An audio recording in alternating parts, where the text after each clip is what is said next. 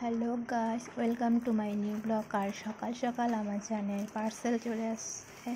চলো দেখি আমার জানের কি পার্সেল এসেছে আর কি পার্সেল এসেছে আমি সেটা জানি না, আর আমি এখনই দেখবো। আর চলো তোমরাও দেখবে।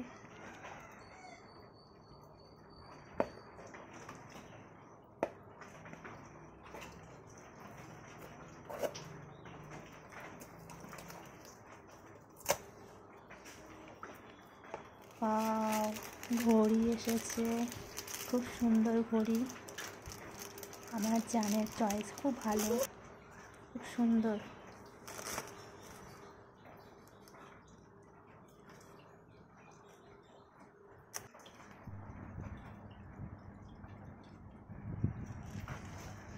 আমার জান অনেক বড় হয়ে গেছে, এখন একা একা অর্ডার করতে পারে আর কি।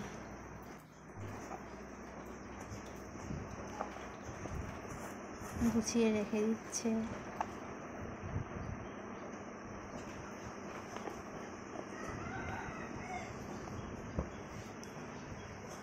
আবার পরে দেখাচ্ছে। আর আমার জান খুব খুশি হয়েছে।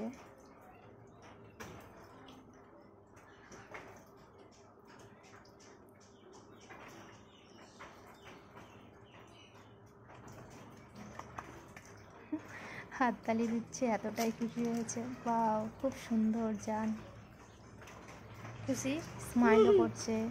আর এখনই ব্লগটা শেষ করে দিব। টাটা।